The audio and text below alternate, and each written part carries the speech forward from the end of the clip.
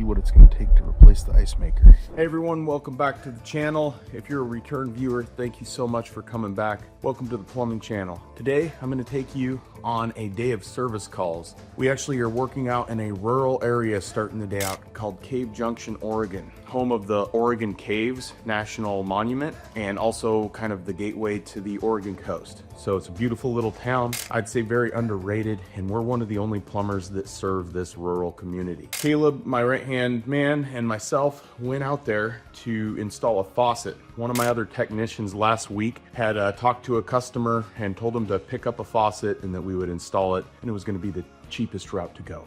So we arrived on the job and got our day started with our drop cloth laid out, disassembled, disconnected, and removed that old faucet. And then luckily they picked a Moen that was pretty much an exact fit. So we dropped the new one in after cleaning off the countertop and installed it, and it worked like a charm. Super pleasant customers to deal with in a 55+ community, and we were on our way. So I gave the next customer a heads up. We were off to the toilet repairs, also out in Cave Junction. We went out there, got into the house, and these are some Kohler single-piece toilets, which quite frankly, I didn't even know how to change out the flush valve on until doing a little more research. So we had ordered these parts for her, and they finally came. It was almost $300 in parts, and we changed out the flush valves on each toilet, the fill valves with Kohler brand fill valves, and the trip levers. So it was pretty much a completely new toilet, new shutoff valves, new supply lines. In order to do that, it's kind of an interesting mechanism. You've got to push down and quarter turn counterclockwise to remove the flush valve, and ironically it's super easy, honestly easier than a two-piece toilet. And then when you put the new one in, you push it down, and that's the hardest part, is getting that foam seal to crush and lock it in. And then it's just a matter of reverse threads on the trip lever for the toilet, vacuum the water out of the tank to remove the fill valve so you don't spill water on their floor, and adjust accordingly. Fill it up to the water line, and if you've got the name brand parts, it's actually crazy simple to rebuild a Kohler single piece toilet. So we did that 3 times. We rebuilt all 3 of her toilets, and I'll also include a clip. Her dog, last time I was there, stole my shoes, and I chased that dog around for 30 minutes to get my shoes back. The customer actually felt bad for me, and looking back, it was pretty funny, but at the time I'm like, oh my gosh, they were 1 week old, brand new shoes. My Tide Wees, my kind of rubber shoes, which I love out here because we have really dewy grass in the winter. We get a lot of rain, and you know, the hay dudes, they just don't cut it in the winter. So we switch over to the rubber shoes. They call them Ketchikan sneakers because up in Alaska and Ketchikan, they all wear those extra tough rubber boots, and even in the summer. Pretty funny. So after that, we were off going to head back to Grants Pass, which is kind of our home base, but we got a call on the way back. And that was to go to Selma for a customer where I'd recently just cleared a sewer line and he was backing up again. I told him, look man, we're gonna go ahead and just cover it for you.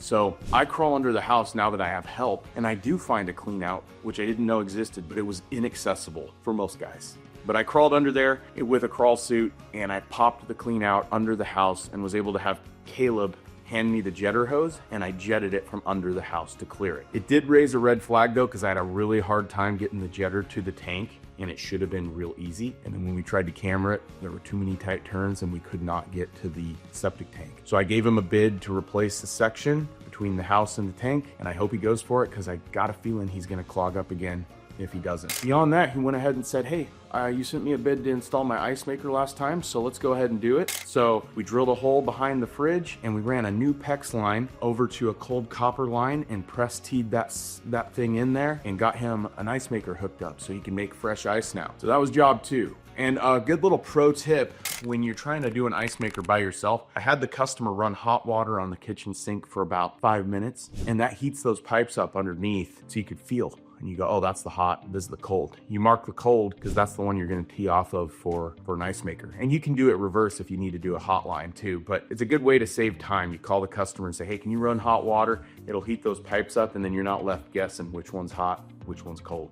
So after that, we headed off towards Grants Pass, and it was like 3 o'clock, and we had a customer that we put in a water heater for a while back, and she says, hey, it's just not getting as hot as my old one. And I'm like, well, it probably just needs to be turned up. But legally, we're not supposed to turn them up. We're supposed to leave them at factory settings. So what I can do is go over there and get it ready and then have you do the adjustment. But I can't technically do it for you.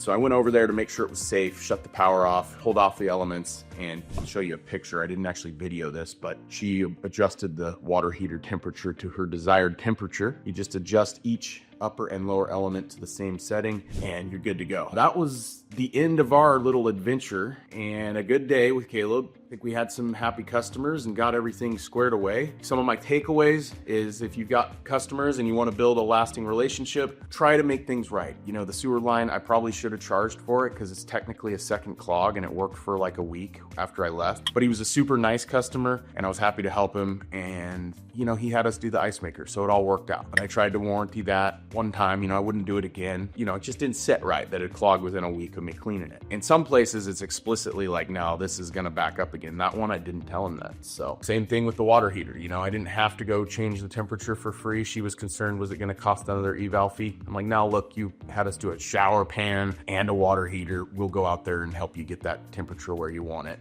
not to worry. And I did a courtesy under house inspection as well under her house. I checked underneath there. So try to go over and above, treat it like it's one of your family members. Try to do the right thing for people, and they, from my experience, for the most part, will keep coming back. Once in a while you run into like somebody that's just not very pleasant and they're kind of scamming the system, but more often than not you won't. So thanks for watching the video today, guys. I hope you enjoyed it, and we'll see you next week. Please click that subscribe button, click that like button, or watch another video. It really helps our channel out.